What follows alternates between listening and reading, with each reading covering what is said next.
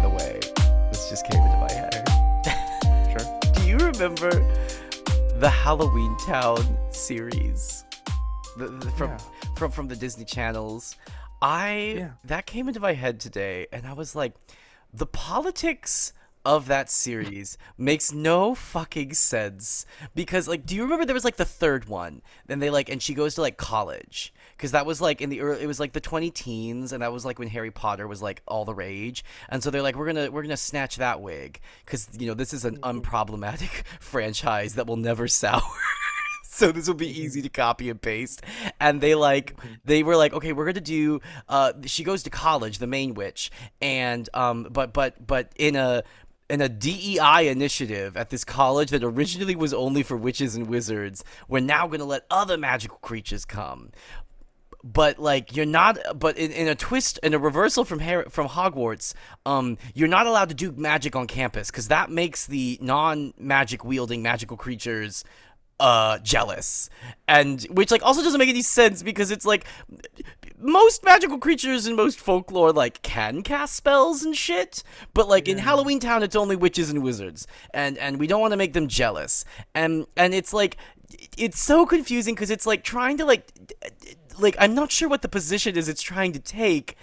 I guess that like DEI is bad and we shouldn't have these people here because they don't belong. And then like the one like headmaster who's like trying to enforce it all, whoops, he's actually an evil wizard, and he's trying to make her the queen of Halloween Town because she's the chosen one, and she's gonna like enslave all the magical creatures, but they like stop him, and they do the whole thing that like the trope of he gets sucked into the magic book at the end. But I was like, but at the end of the movie, I'm not sure what the point is they're trying to make.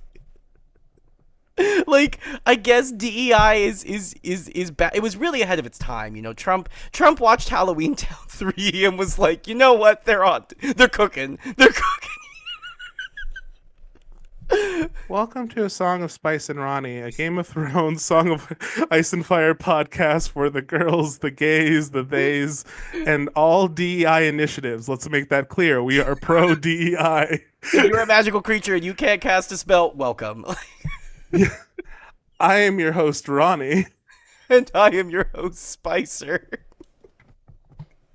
A very accepting individual who, to be clear, was pro DEI as he was explaining that. I was, but that's the point, is it didn't make any sense. I don't know what the movie was trying to say. Is it good that the magical creatures are here? Is it bad, the magical? I don't know.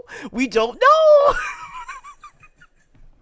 And every single week, we will be breaking down 3 chapters of the A Song of Ice and Fire book series, going over the lore, theories, and our favorite deaths. So, death? Question mark? You know, in honor, we're recording this on Easter Sunday, so I think we can assuredly say that death is a construct, right?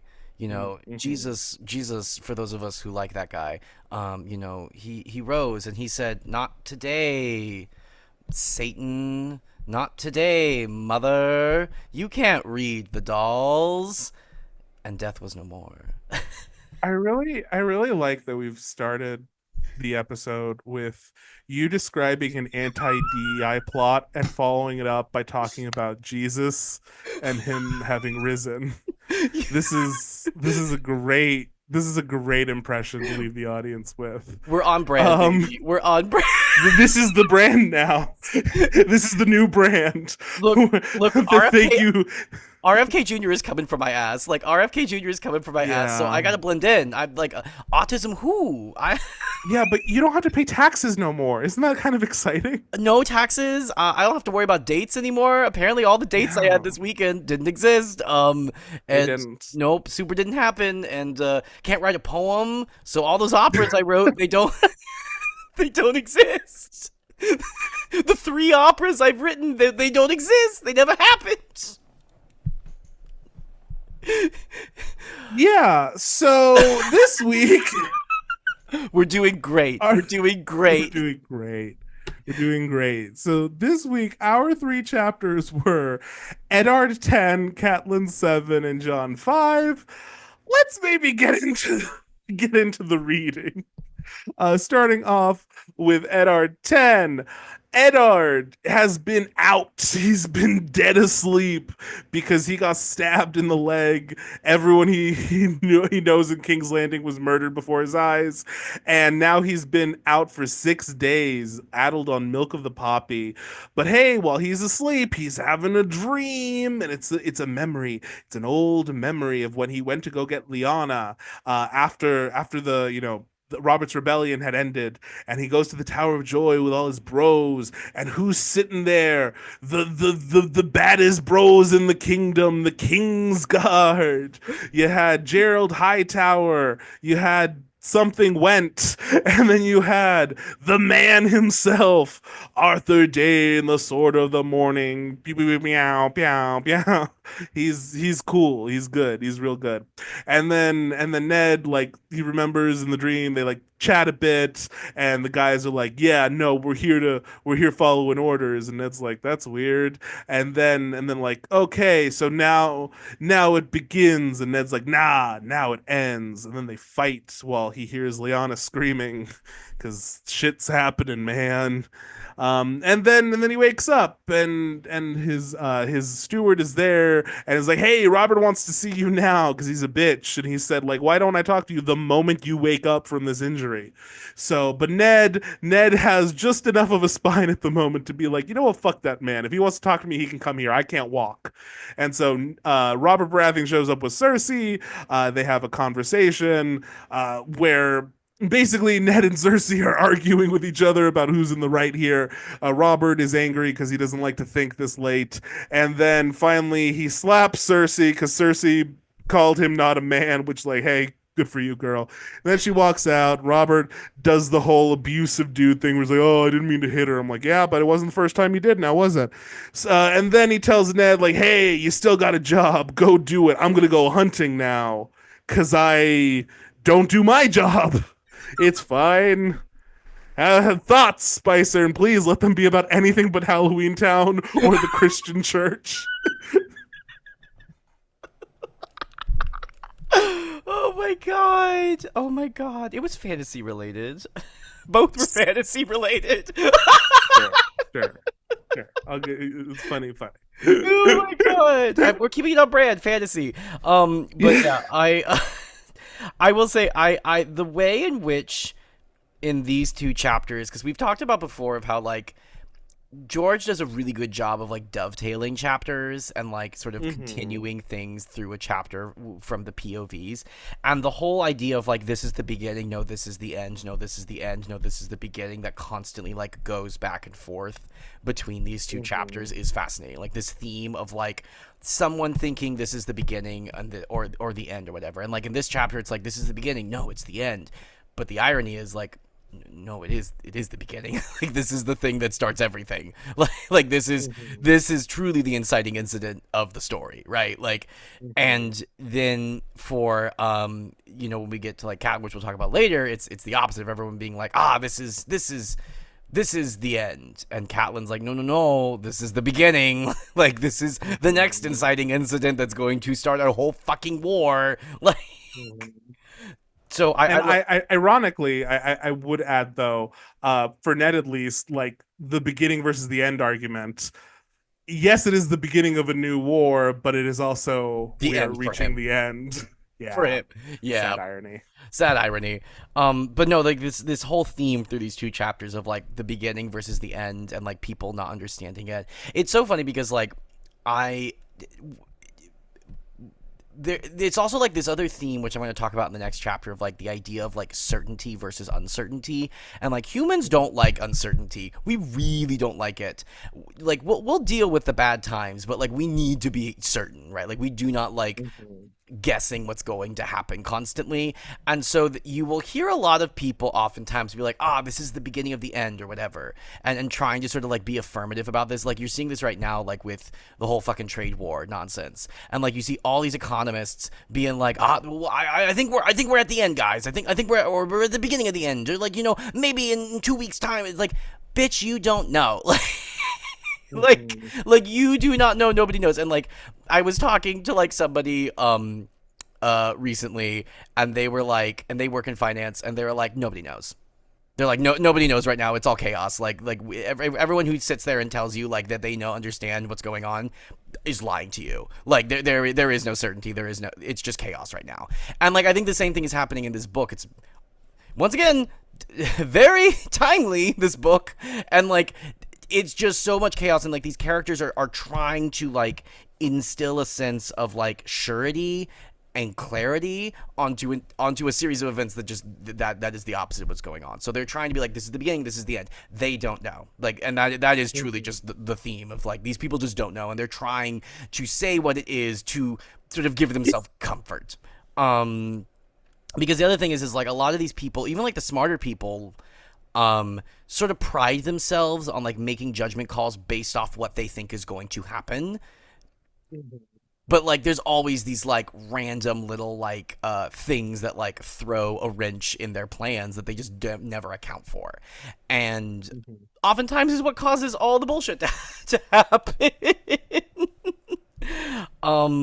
Also, Robert can go fuck himself. This abusive, misogynistic piece of shit. I have never cheered so hard for Cersei Lannister, our feminist queen. Our feminist queen, being like, I'm gonna wear this like a badge of honor. Yeah. It's amazing. Like watching that scene, like obviously I agree with nothing she's saying. Yeah. But like the way she's saying it, the fact that like she is like standing like 10 toes up against this bitch, and like because he is it's so fascinating because like Robert is so like conflict averse despite all of the bravado, despite all like the pushback or whatever, because like Ned and Cersei are like almost ready to like have it out and be like, bitch, let's throw it down, and Robert is like so uncomfortable in this, and so he like, it's fascinating because he uses aggression as a way of like stopping dissent. He doesn't like, I think, really want like the verbal fight. If it's not a physical fight, he wants it to stop, and so he uses like the man voice and all that to try to like just get everyone like chill so that he can continue to dominate the conversation, because the second he doesn't, he's like so like, oh, this feels weird. Yeah. No, it's like which is just his entire story, right? Like literally the reason that he like, you know, ended up like, not necessarily the initial rebellion, because that's, as we talked about, was like his bravado and like, you wronged me so fuck you, but it's like everything else he's done as king, he's like aggressive to make sure that nobody else is aggressive, right? Like it's the whole like, well, we got to be tough to make sure the other tough guys don't fuck with us, so like I'm gonna go like burn the Iron Islands down or whatever. like oh, or the Summer Islands. Oh no, Iron Isle. You're right. Sorry. Yeah, Robert at one point had like thought about invading the Summer Isles, which is stupid. Sorry, go on. Yeah, no. It's like he like putting down like the Greyjoy Rebellion, and so like like everything he's done has just been like, well, I gotta go and be a tough guy and stop this because I don't want to actually deal with this. I don't want to get to like the root problem and solve and like it, and like this is once again very fucking timely.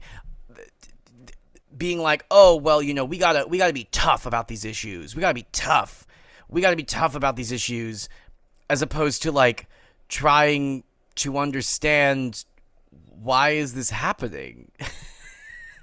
Like, why is it that people keep coming to our country over and over and over again and are willing to work with criminals and are willing to risk life and limb and are willing to risk being, you know, detained and deported? Could it be that the economic system that the world is built upon right now is putting them at a disadvantage, and maybe they are, you know, owed human decency? I don't know. Should we actually address the economic issues that are plaguing their countries that, by the way, we caused? I don't know. No, we gotta be tough. So like, that's Robert. Robert is like, I'm not gonna deal with the fact that both of these families feel incredibly wronged right now. Right? I'm not going to sit there and hash this out. I'm not going to sit there and be like, okay, like let's bring everyone to the table. Let's try and figure this out. Let's try and figure out like a way that we can like work together. We can try and resolve this issue. Like what? But no, it's like no, I say that you both stop, and I'm gonna hit this woman to prove my fucking point. Like, yeah, no, he does not like conflict, but he's willing to be a tough guy to avoid conflict, because that's actually the hard work of being a leader, right? It's easy to hit a woman or to hit anyone, right? Like, it is easy to act like a fucking tough guy. It's hard to sit down and be like, okay, how do we actually do this, right? Like, how are we actually going to like solve this issue, and be able to do something for the good of the realm, right? And make sure that everybody's needs and interests are taken into account, because like, you know, the Lannisters, you know, are awful garbage people, but like, their brother was kidnapped for right, like, and so like no, like something needs to be hashed out here, yes. because like it like regardless of your point of view, both of these things feel like big not indiscretions, big whatever, you know what I mean, like big things have happened to both sides. Well, it's like what can't what has been done can't be undone, right? Like, yes. Especially with the Westerosi people, like the dishonor of this major member of this house being kidnapped, that is a huge slight against this house. And then like the problem, and so like if you're, you know, because, you know, if we can put ourselves into the shoes of like, you know, the Lannisters for a moment, if they didn't address this in some sort of meaningful way, what if another house has an issue with them and one of their members is visiting their house? That means they can just get kidnapped, right? Like, and so it's like there needs, you know, from their perspective. Once again, Lannisters are garbage people who are plotting to like overthrow the realm and kill everybody else and be garbage. But the point is like, no, like regardless about how you feel about either side, like both sides have suffered an indignation that is bad. Like the head of the Starks, like, you know, guard and other members of the guard and the Starks household have been executed in the street. Yeah. Basically, like, and told that it is to teach the Lord a lesson. That isn't normal. That isn't like, there's a reason Jaime like literally flees right after, because that's a move you don't come back from, like, without some possible consequences. And then yeah, like on the other side, like from the Lannisters' point of view, a prominent member of the family has been abducted, you know, without coming to the king first, or, you know, something of that regard. So both of these sides, like, this is very testy ground. This is a very scary situation, because both of them have like the justification to turn this into a far bigger conflict that could result in like a lot of lives being lost. And the fact that like Robert Baratheon is in the middle of this. He's the only person with the power to do anything about it. And he goes, okay, are we all like, I'm going to shout at you until you both stop complaining. I'm going to send you both back to your corners of the castle. And then I'm going to bebop out of here. I'm going to go hunting. I know you're all testy. I'm going to leave though. Okay. That is insane. Well, and then like what's also going on here, and I think it's framed so nicely by Ned's dream of what happened earlier, is like both sides are so affixed in their vision that they are right? Because like if you go back to the dream, like, you know, Ned and all of them are like, the war's over. Like, we won. Like, we conquered King's Landing. Like, the siege has been lifted at Storm's End. Like, all of the people who supported your queen and your king have bent the knee. They have proclaimed Robert to be king. Like, it's over. We are in the right. Like, and also like, your guys were fucking terrible because they did this and this to us. And then the Kingsguard are like, we swore an oath, right? Like, we swore an oath. We are not going to break that oath. So like, sure, whatever. Like, we'll let's take care of business. And it's like, nobody's willing to, like, I don't want to sound like a fucking centrist like this episode, but it's not even like the centrism of it's all. It's like nobody's willing to like sit down and be like, okay, what's going on actually, right? Like, how can we sit there and like work this out? It's not even like an issue of compromise. It's like you're not even having a conversation, right? Which is the problem, and that is why Robert is a bad king. Like, because he won't have the conflict and he won't have the conversation either. There's neither of those things are happening. So he's not willing to like just let them duke it out and just figure it the fuck out. And he's not willing to take a side, and he's not willing to have a conversation. He's just like, fuck it, kick this can down the road. I don't want to deal with it.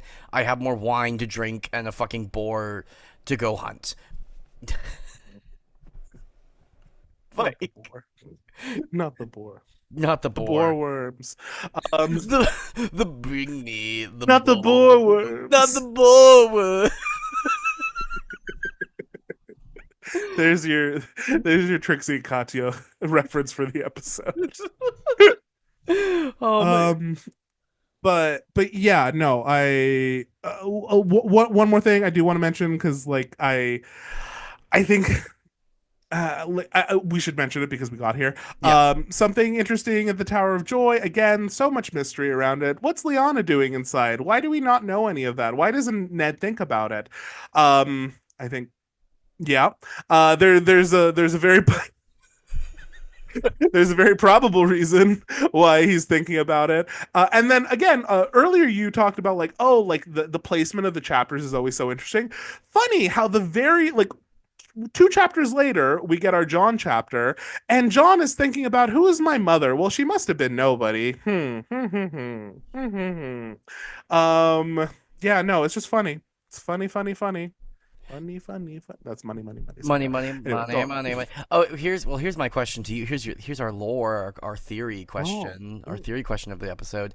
Not furry related, I promise. Do you think that is a thing where the TV show got it right? Yes. Okay, so you do you are in agreement of that. Okay. Yeah. I can explain very briefly why, and like to the chagrin of some people. Before I say this, I recognize that I shit on the ending a lot and claim, and will argue that like a lot of the elements I think would be different in the book because missing characters, etc., etc. And while I think you could apply that argument to the Jon parentage question, I would argue that we have a few more pieces of evidence that are for the Jon thing that are missing from like other plot points that I argue against, like the crazy Danny one, for example. And the Jon one is that the creators have referenced how they got the position to be the showrunners, and that is that George R. R. Martin at their first ever meeting asked them point blank, "Who do you think Jon's mother is?" And then based off of their answer, he told them, yes, you can make the show. So I can't imagine personally that like the reason they got the show was them guessing correctly the identity of his mother, and then they would change it later in their adaptation. I think that these are two very egotistical, shitty men who would love to show off the fact that they guessed something and then got to be the ones to reveal it on screen. So while I think you could make the whole argument of like, oh well, things are probably going to be really different in the book for X number of reasons, I think that is a very big thing to ignore. Mm-hmm. And then beyond that, I do think that all of the breadcrumbs that we get that point to that are very compelling in the books without that as context. Like, no, I'm sorry. Keep going. Keep going. well, no, sorry. It just like I assume you're gonna say something similar, but like all of the breadcrumbs we've got so far, like in like for example, like the Ashara versus Lyanna debate, Ashara feels very much like, oh, this is the red herring. This is the person we are naming as a possibility. And then there's Lyanna, the person we are explicitly not naming as a possibility, but keeps coming up in a very weird way. That feels just like narratively, like from a craft perspective as a writer, it just like it feels like it fits a lot better. And that is without any of the context of that TV show reveal. No, so yeah. I agree. Like to me, it is so clear as a first time reader. Like it's Lyanna. like in fact, I'm going to argue that I think it is too obvious in this first book. I think George was a little too heavy-handed, and in later books, he backs off a shit ton. And he's a lot more sparing in the future because I think he made it to apparent. And he's talked about how he's like, well, what do you do if fans guess like plot points? And he mentions, and like he tries to be vague. He's like, very early on, a lot of people guessed a particular plot point near the beginning of the series, and from that point, I have to make a decision. Do I stick to what I have like laid out and planned and planted for, or do I change it? Like if you're writing your murder mystery and you've like done all, if you laid out all the evidence that the butler did it, and then at the end you say that it wasn't the butler, that's gonna feel unsatisfying. So no, I'm not gonna change it. Even if you guess it, it's done. I'm keeping it. Well, so yeah. Yeah, I mean, Lindsay Ellis's, epistle on this matter, like it's like very clear what he's setting up here. So no, I that because I know that that's like a big point of debate, and so I was wondering what your thoughts, your capital T thoughts were on that whole thing. And I don't like shitting on anyone's thing, because again, it's all speculation. I could be very wrong, as I wish everyone would admit on the internet. You all might be very wrong, just as wrong as I might be. But I feel very comfortable with the evidence I have in stating my opinion as an opinion, but I feel like a well-supported one. So sure, yeah. Well, cool. That's all my thoughts on this chapter. Nice. Great, me too. Short chapter. Yeah, short one, and we still managed to talk forever. Okay, but we will be right back after this break. And we're back. Okay, moving right along to Catelyn VII. Catelyn is waking up and she is not too pleased. Her time in the Vale has not been productive. Lysa Arryn has basically stolen her prisoner and has played right into his hands. Over and over again, Catelyn has tried to steer Lysa away from the stupid decision she's making, but Lysa's kind of dumb, and so she doesn't listen. And things are getting worse.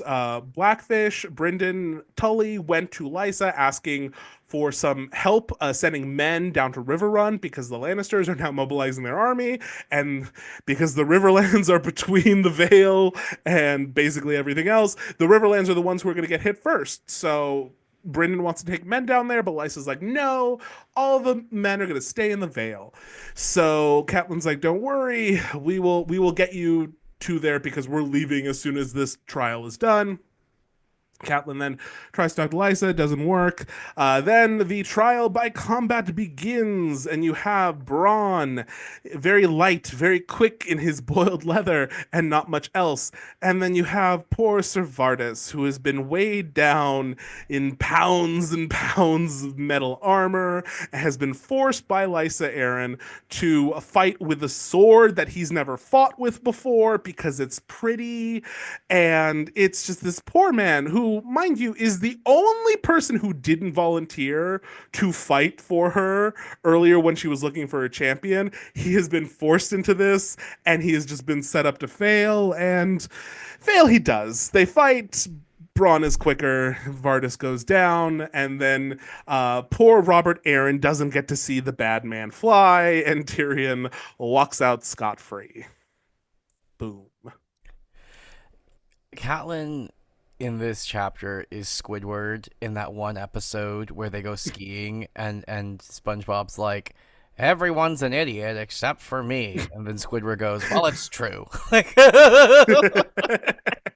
Really though, it's so. This is one of the moments I felt worse for Catelyn, because she correctly guesses everything that's gonna go wrong, and she is utterly powerless here. She's just watching everything. Yep, call that, and it is just, it's so frustrating. By proxy, I feel will someone listen to the woman, please? She says it in real time. Sometimes she'll warn, Lysa, he's getting tired. Lysa, he's been wounded. Yeah. Lysa, you need to put a stop to this. Blah blah blah blah. And then she just won't fucking listen. Yeah. And I love how everyone wants to, not everyone, sorry, I should say portions of the fandom want to blame Catelyn for starting the war by taking Tyrion, again ignoring everything else that happens beforehand. But we ignore the fact that Tyrion would have been a good bargaining chip had Lysa not given him away because she is easily manipulated. But again, no one like bothers to complain about like Lysa Arryn like losing their one bargaining chip that they currently have that they could maybe use to, stop some of the incoming bloodshed. But no, it's fine. Whatever. It is crazy how stupid Lysa is. Like, and there's the line where it's like, like it lists all of her bad qualities, and it said, but above all else, inconsistent, which is what I was talking about earlier of like, that is I think one of the interesting like sort of themes that we're getting in like this section of the book of like inconsistent rulers are bad. Like when you are unable to be like, this is the direction we're going, we're doing this, I'm not going to be swayed by my emotions, I'm not going to be swayed by like what I'm feeling in this moment, like I'm just going to do this. And like once again, like with all the Trump bullshit, like the friend I was talking to was like, if they just would pick a direction, like if we're doing the tariffs, then fine. Stupid, but fine, because like at least we can all plan. Like, because that's the problem is like all these companies are like, what the fuck do we do? Like, do we need to start stockpiling? Do we need to start like accounting that into our prices now so that we can like kind of build up resistance? Like what do we do? But the problem is like every fucking day it changes because it just depends on this man's fucking mood, because he's a fucking monster, because we're dumb, because God hates us, like because God laughs at your misery. But like Lysa's the same way. Like Lysa just it's whatever she's feeling in this fucking moment. She's like, well, today I'm mad at Tyrion. Well, now I'm feeling giddy because I got this summer wine and ooh, it's real good, and ooh, it's got this orange flavor. He my buddy broke out the good shit. So it's time to party in this weird macabre reverse Odyssey thing. That's the other thing I was like, it's giving the Odyssey, the final section of the Odyssey where like the suitors have come to oh god, what's her name, the Odysseus' Penelope, yeah, like but in that, like, she's kind of like humoring them to keep them at bay. Like, she doesn't actually want to marry any of these guys because she also believes her husband isn't dead, and like she like she like puts up with their shenanigans, but she does not want to actually go through with any of it. And she's like, but like Lysa Arryn is like, it's the opposite. Like that's the other thing is I'm like, this is such a fun allusion to the Odyssey of like there's all the suitors and they're all being ridiculous, but she's like loving it because she loves getting like love bombed by people, and she's like being so dumb and not seeing like what's going on. Meanwhile, Catelyn's like, hey, you are being played very, very clearly. Like, please stop.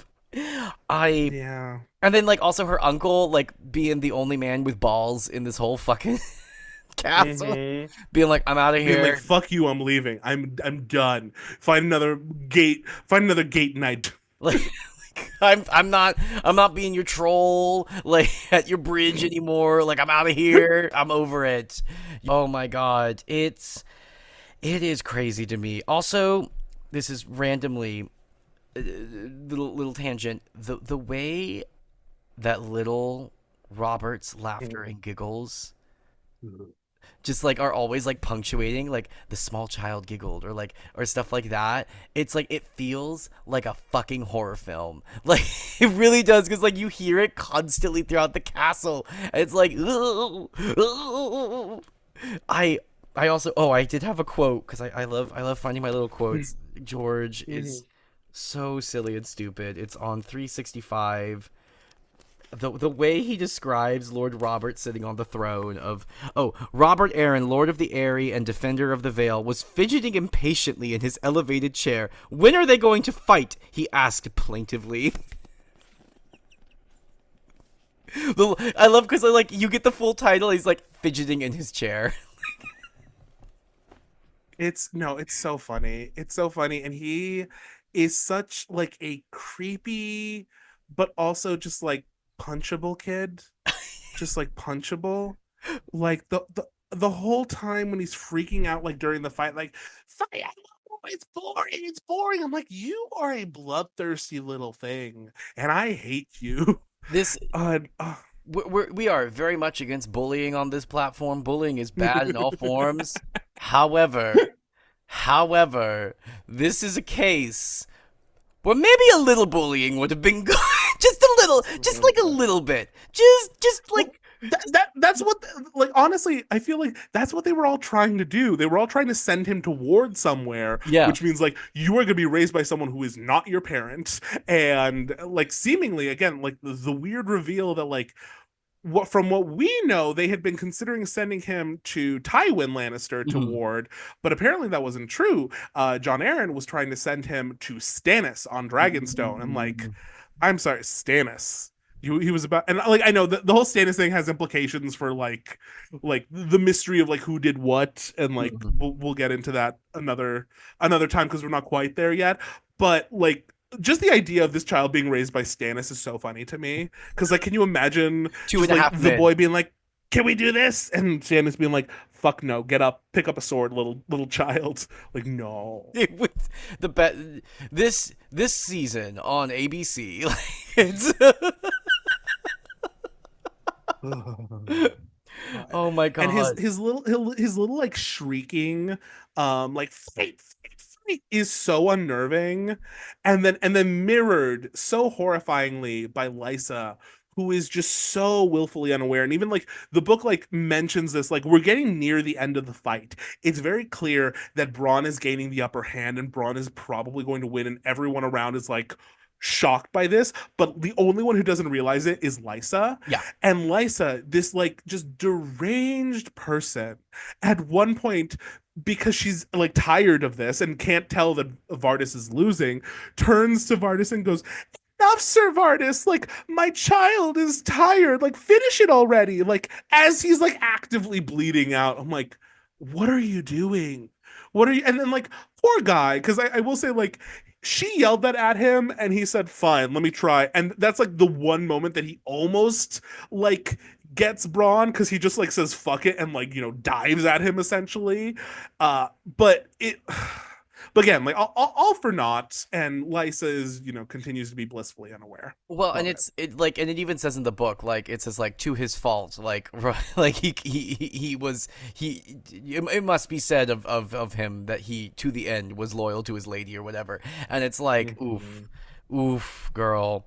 Yeah, this whole situation is just kind of sad because it's like we we know from the beginning this isn't going to go well, and it Yeah. just and so like it's like a perfect tragedy, and like the macabre nature of everyone like turning it into a party, and like how even the Blackfish was like it's a fool's festival, and like it's just icky and icky. But what I was gonna say is I think what's so cool about like this chapter also is like once again great planting and payoff, George, with the statue, like how we open with the statue and like we get some lore because it's a Catelyn chapter, so of course we're getting our like 50 million lore dumps, and like it's talking about like this ancient woman from the Eyrie and what this statue means and like what all this stuff, and then it is the thing. It's Chekhov's statue. Like it's the thing that ends Yeah. up killing the knight in the end. Like it's just mwah, like good Yeah. Chekhovian writing. Good job. And also we get similar to what's going on with Ned, of where we get like a memory sort of we get like a fight within a fight. We get fightception of where like Mm-hmm. she like Catelyn suddenly is having a flashback to the fight for her, and how in that fight she also knew that this was not going to end well. And Yeah, I love her description of that fight with like Brandon, who was Ned's older brother, who was supposed to marry her, and then like Littlefinger, Peter Baelish, being like, "I will fight this grown adult man for your hand." Meanwhile, like I cannot stress enough, Brandon is a 21-year-old man who has like been trained in arms his entire life, who is like now going against like what 14, 15-year-old pipsqueak Peter Baelish, who who shows up without any armor. He shows up without armor, to the point where like Brandon like looks at him and goes, "Okay, I guess I'll take off my armor too so that this is marginally more even," and then still proceeds to beat the shit out of him because like Catelyn had begged like, "Please don't kill him, please, I beg of you, please yeah, don't kill him." Like he's sweet and stupid, and so Brandon like tries not to hurt him, but Peter won't fucking give up until Brandon has to hurt him like just enough to incapacitate him but not enough to kill him, yeah, and it's a whole thing. So yeah. It once again, like I think these like George's uses of flashbacks are fascinating because like it is always sort of it's not apparent at first like what he's doing, but it's always sort of in service of like a thematic thing, right? Like, or right, we're sort of setting up like what we're going to talk about in the chapter, or like we're planning a breadcrumb that's going to pay off later. But like it's the way that he uses flashbacks constantly, because like what's also fascinating is like in the TV show, this scene is just the fight scene, right? Like we don't have the flashback to Peter and all that stuff. Like it's just the fight scene, which like makes sense for TV because like it's TV. We want to see the fight, and so like it'd be weird to like cut to another fight that's simultaneously going on. We're like, who the fuck are these people? But like I think like the way that George is using the medium here of like constantly having flashbacks and like in the middle of like a heightened moment too, like it's a cutaway to this other thing, and it's like kind of pulls us out and we're like, wait, what's going on? And so then it leaves more of an impression, because like if he placed these flashbacks anywhere else, like it wouldn't land with us, it wouldn't stick with us as much, because like it's in the middle of this heightened moment. So it's kind of this like almost like Brechtian device of where it's like it forces you out of the moment, and where you're like, oh shit, okay, and then like you keep reading, and then like it sort of is planted in your brain more. So he's planting these important lore moments, these important like thematic elements that you need to remember in the middle of these really iconic, memorable scenes that sort of break them up, because I could see like a lesser writer like not doing that, and then we probably wouldn't remember them as much, because like once again it's sort of breaking up the tension and breaking up like these really memorable moments, and it just forces you to like think about them more. So it's like it's just good craft, like you said, it's just good craft. Yeah, no, and I fully agree, and I'll even throw you a bone here and say it almost reminds me of Sondheim, when how he talks about like musical moments in scene, like a musical moment should accomplish, if it's good, multiple things at once. It shouldn't just be like this character growth or this plot device. It needs to be doing all of the things, and every time we get one of these flashbacks, it's doing multiple things. It's giving us context for the present moment, using this moment from the past. It's like reinforcing the stakes. It's giving us like some foreshadowing. It's also like providing us like important pieces of lore and like historical information that we might not get otherwise, and it's doing it all at the same time, which is just like that's just good writing. No, yeah, exactly. Like the craft here is just so good, and like I think it must be said, like yes, the story is iconic, and yes, the characters are iconic, but I do think, as a first-time reader, now that we are more than halfway through this book, like the craft alone, I think, is actually like the star here. Like George is a good writer. Like George is a damn good writer, and like knows how to structure a story, knows how to write a line, knows how to do a witty one-liner. Like it's all there. Like it's all there. So yeah, good job, George. Well done. But that's all I have. Same. Work. Okay, cool. Then we will be right back after this break. And we're back. Okay, moving right along to our final chapter. We have Jon V.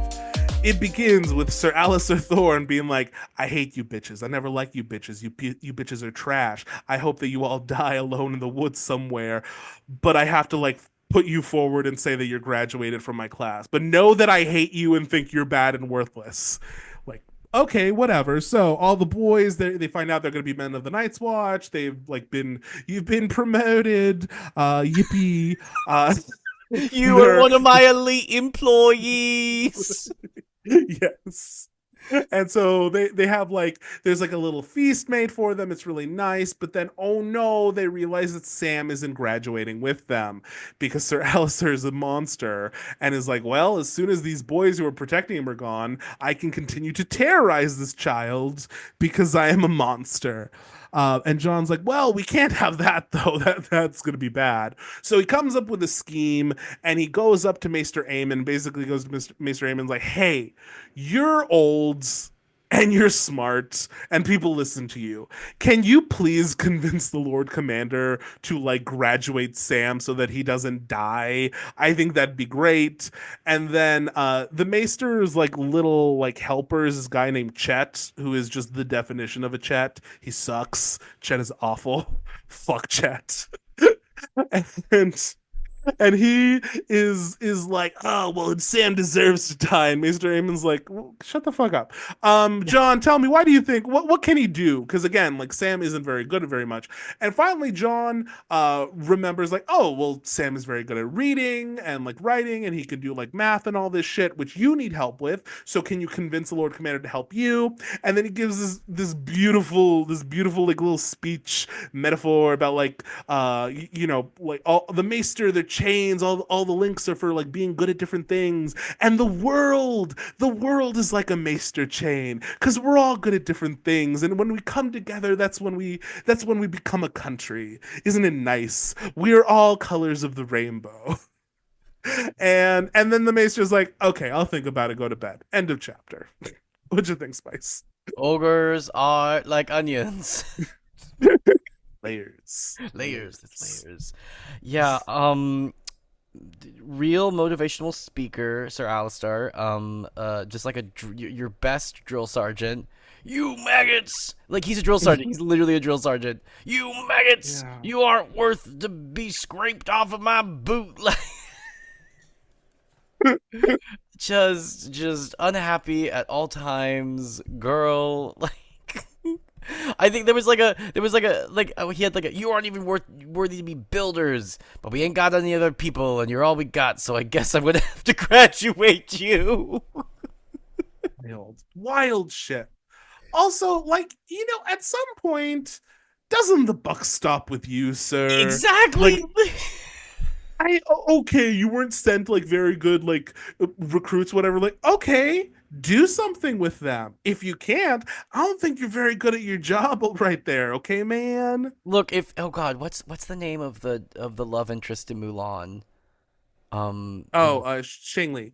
Shang. No, that's the No, no, no. no. Fuck. I always confuse the love interest with the bad guy. That's why I'm like shit. Wait, okay, Mulan love interest name Li Shang. Li Shang, that's what it is. It's Li. It's Li. That's right. It's like Li. Yeah, baby, Li was handed a bunch of farmers, and through one musical sequence, he really did. He made a man out of them. That's what he was missing. That's what Alistair was missing. He needed a musical number. He needed and when he didn't do it, like, what you gonna do? Yeah. What you gonna do? Let's get down to business. Like, to defeat the wildlings. Huh. It's been a moment since we had like a Disney song reference. Oh yeah, God. But it is kind of like, girl, like, they're your trainees. Like, what's wrong with you? Also, we do get our food reference. George was very restrained the last two chapters. Very restrained the last two. We got a wine and some berry references, but no full meals. But then George came back with a vengeance. It was like, I'm gonna give you 3 paragraphs describing the feast that these boys got. I don't know what to like. I know that I spent like months telling you that this was a thing, but like when you're in the middle of it, isn't it wild? It's wild because it's not just like, oh, they had a good meal and here's like a couple of things. Like, no, I'm going to tell you every course. Here was their appetizer. Here was their entree. Here was the side salad. He describes the side salad and the berries and cream that we get for the fucking dessert. Like, Easy. girl, I just, once again, he went to his editor. He's like, not a word is cut from the food descriptions. Not a word. None of them. I walk. Yeah. Also, we get one of our fun little Westerosiisms in this chapter, which is the crow calling the raven black. Yeah.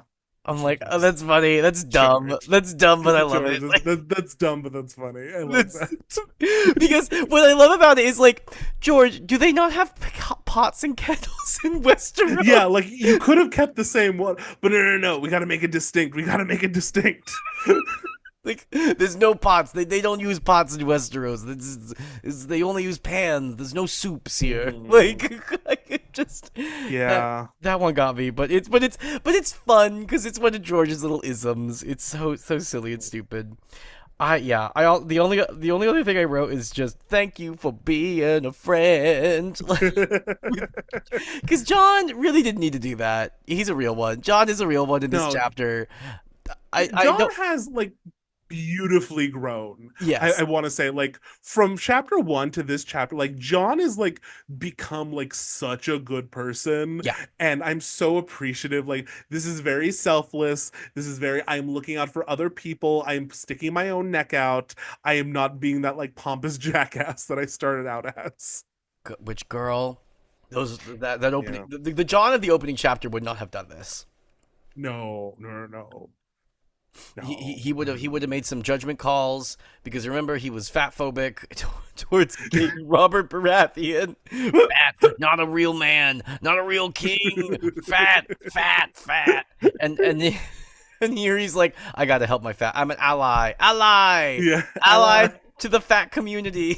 The before we give him like all the growth credit in the world, we do have moments where we remember he is 15, because at one point when he's like arguing with Chet and Maester Aemon, Chet's like, yeah, well, like the strong live and the weak die, that's what it's like at the wall. And John turns to him and the complete sentence is, that's stupid, period. Just like in the midst of an argument, just be like, that's stupid. No.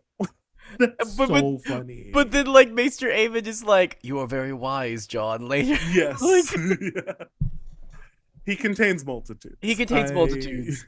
I mean, I feel like that sometimes because sometimes I'll drop some bars, and then other times I'm just like, that's dumb. Yeah. Oh my god. Yeah, no, and it's good. The only other thing I wrote down, because again it's very like straightforward, like Yeah, it's a good like feel good chapter. There's a problem, John tries to solve it and he basically does. The only thing is, I hinted at it earlier when we were talking about the Ned chapter, where just like John has that whole like little internal monologue about yeah. like, oh, not even my mother wanted me. Who was she? Was she someone important? No, she probably wasn't. She was probably just, like a whore, like some like whatever person who like couldn't keep me, yada yada yada. And just like it's always like moments like that where you like place it just close enough to the last time that we like also kind of maybe hinted at something.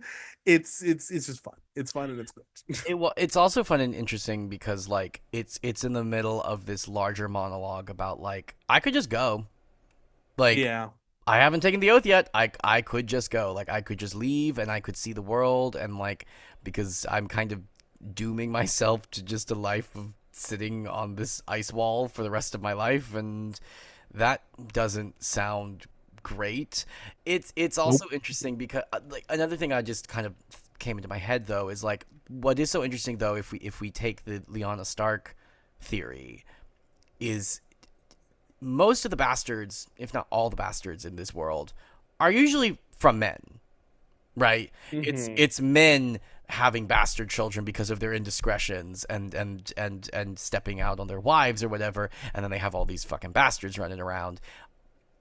Jon is the one instance of where it's a woman, right? If this theory is to be believed, that it's the woman who actually is the one who bore him, right? And that's just like an interesting like little flavor that makes that theory more interesting because like it I don't know. It's just like it also sort of like turns his entire like worldview on its head, which is why I believe that is what's going to happen too, because his entire character arc is built on, like you said, nobody loves me, my mother didn't love me, my father just it's the one time he had an indiscretion or whatever, and that's how I came into the world. It's like no, you were born of love actually. So then like that's also to me why it's like clearly like George is building up to a thing of where like his entire worldview is about to be completely turned on its head because guess Mm-hmm. what? You were loved. Like, yeah. So that's just another thing that popped in Yeah. my head of why I No, and also agree. I like that too, because while while like yes, it what I find interesting about this particular like pairing, like for his potential parents, is like you said, like the woman is just as important, if not more important, than the man. Because like if he's Rhaegar's son, like yeah, that makes him like part Targaryen, whatever. But like John has this like strong connection to the Stark side of his family, and if it's the case that that connection comes from his mother, I do think that that's very significant in a way that it doesn't present in like the other bastards, Yeah. because like the women are always the afterthought, versus here where like the thing that he wants most in the world, because like I don't even like, even if he is a Targaryen, like he wouldn't be. He would be a bastard still. I won't get into that now. But like the thing that he wants the connection to are the Starks, Yeah. and the fact that he has that through her, I think, is like what would make that all the more valuable. Yeah. And that's just like lovely. So yeah. Yeah. No, I agree. I agree. Yeah. Also, I forgot Okay. one more thing before we Yeah. gotta rewind just to Catelyn. We got our gay icon, Sir Lynn. Sir Lynn, our gay icon. Oh, yes. Not I mean- impressed by the charms of women. Our gay icon. Not impressed. Not impressed at all. Is like I will marry you for your money and because I need a beard. Thank you. We love Otherwise, not interested. we love a lavender marriage. Love a lavender marriage. Great. Great. We're all gonna need him soon. Sorry, dark joke. Okay. But if that's all I had for John. Same. You're good. Cool. Okay, then let's move on to first off our question of the week. I took a screenshot of it if I can pull that up. Let's see. Okay, so our question of the week comes from Mecha Malice 9698. I think that's how you say it. My question for the week: if you had to be a servant for one of the A Song of Ice and Fire characters, excluding Dany, which one would you pick and why? Ooh. Yeah. Who do I want like to boss me around? I need like this is one you really need to think about. Cause like there are like some options that you might think are fine, but like no. Like Tyrion's fun, so you'd think he'd be a fun time, but like his servants tend to die. Yeah, I was Not about to say doing that. you about to die. You about to die, girl. Yeah. I and like even the characters I like, I don't really want to serve them because I feel like they're gonna like expect a certain level, and I need to be a little more lax. Oh yeah, the know? Starks, you're gonna have to work, baby. Like you're gonna have to work for your Yeah. keep. You're gonna have to work for. Yeah. You know what? I would love to work for, oh god, the High Garden people. What do you call them? The Oh, the Tyrells. Tyrells. I would love to work for the Tyrells. Like, Yeah, I can see that. because like, you know, like they're cool with the gays. They're very cool with the gays. So like I could probably like, you know, sleep around, have a good time. Yeah. And but then like but also like, you know, they're pretty wealthy, so I'm sure I get like some you know, some good coin. And I, you know, for the first part of the book, they're not super in the political nonsense. So like I probably live a little while. You know what I mean? Like, Yeah. So the option that came into my head, I might have some trouble like living long term, but like go with me here because this is gonna sound weird coming from me. sure. What about Robert Baratheon? Because think about Oh, it. the party would go all night long. It's gonna be a party. Like I could probably sass him a little bit and talk back. Yeah. He's drunk all the time, so he's not gonna realize if I'm not doing shit. Like I feel like I could like not do my duties a lot and be fine. You would thrive. You would thrive in the Yeah. court of Robert Baratheon. The way that you would just like say like a little witty one-liner, and he'd be like, Ronnie, slap you on the chest. Like he you do keg stands with him. Like it'd be great. And then he'd be like, because he would forget about half the things he'd tell you to do. Like that's the Yeah, other exactly. He's drunk all the time. And like, yes, he's an abusive piece of shit, and I don't actually want to like be around him very much. But again, he's drunk all the time and passed out. So like I am like not helping him Yeah. in a way. Oh, you no. know, I feel good about that. I don't know how long I would survive post his passing. Oh. Well, 'cause, that's you know. that's when you grab all of the like crown jewels you can get your fucking hands on, and you get on a Sweet. boat to the free cities, and you're like, peace. So I like this Yeah. plan for you. I like this plan for you. You Cool. get out of town the minute he passes. Thank you. You don't even wait for the funeral. You are gone. You are gone, Yeah. girl. Oh yeah, like during the funeral, I am packing everything while everyone else is like pretending to be sad, and I'm like shove all the gold in the bag and like start trudging out the door. Yeah, no, absolutely. I think that's my answer. Okay, and then moving on to our favorite segment, our favorite death of the week. We had one. No, we had two.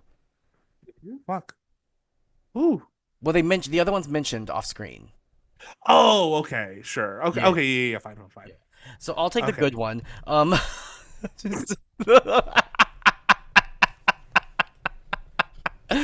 So Sir Vardis, because it is Yeah. sad. It's real sad because like you said, like he didn't want to do this. He didn't. No. He didn't want to do this. He didn't need to do this. He knew exactly what was going down. Like, and he was like, "This is dumb," but he's like, "Fine," because duty, because we have this weird culture in Westeros, and my lady has decided to do this, and so instead of questioning it, I'm just gonna do it because chivalry and bullshit.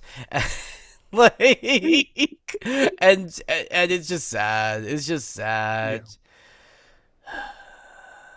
I don't care if you also pick. I'm picking Sir Vardis too. It's like it's a good ending, and also I think like a cooler ending than we get in the TV show because it's like outside in the big courtyard, and you have like the statue like playing in and stuff. It's just like it's crazy. Like the whole like lunging and like literally he like breaks his sword because he like swings it so hard trying to like okay one final blow that he accidentally freaking like cuts this giant marble statue that then crushes him, followed by Bronn then stabbing him while he's being. It's just a lot, and I think it's campy and fun.